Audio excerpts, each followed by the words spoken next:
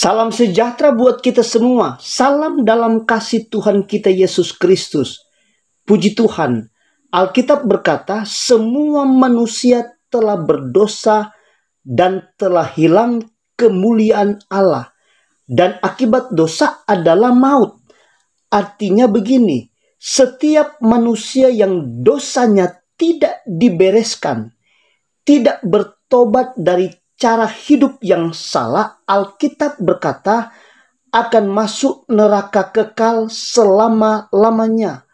Akan masuk pada penghukuman yang kekal. Sehingga nabi-nabi Tuhan berseru untuk masuk pada kehidupan yang kekal di sorga. Hidupnya harus bertobat. Yang pertama, seruan dari Yohanes Pembaptis. Kita akan baca di dalam Matius pasal 3 ayat 1 sampai ayatnya yang ketiga. Firman Tuhan berkata, pada waktu itu tampillah Yohanes Pembaptis di padang gurun Yudea dan memberitakan, bertobatlah sebab kerajaan sorga sudah dekat. Sesungguhnya dialah yang dimaksudkan Nabi Yesaya ketika ia berkata, ada suara orang yang berseru-seru di padang gurun, persiapkanlah jalan untuk Tuhan, luruskanlah jalan baginya.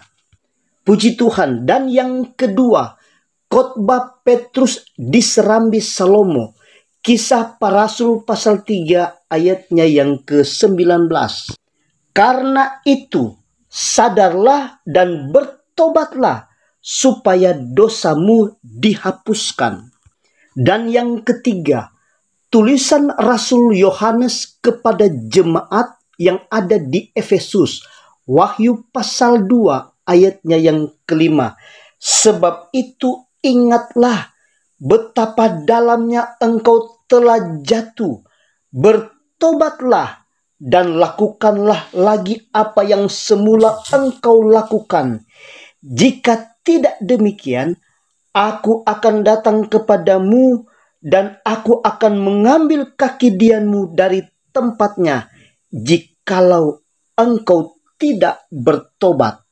Dan yang keempat, berita Yesus untuk masuk surga. Matius 4 ayatnya yang ke-17.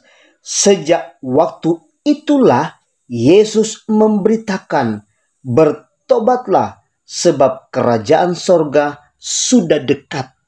Jadi dengan 4 seruan bertobat yang baru kita baca di atas, tujuannya supaya hidup kita berubah dengan meninggalkan cara hidup yang tidak berkenan kepada Tuhan, supaya akan masuk pada kerajaan surga kekal selama-lamanya tatkala kita bertobat.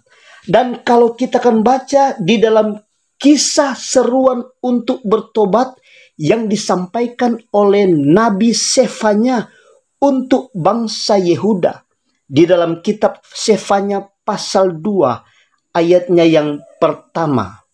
Ayat ini adalah seruan untuk bertobat yang disampaikan oleh Nabi Sefanya.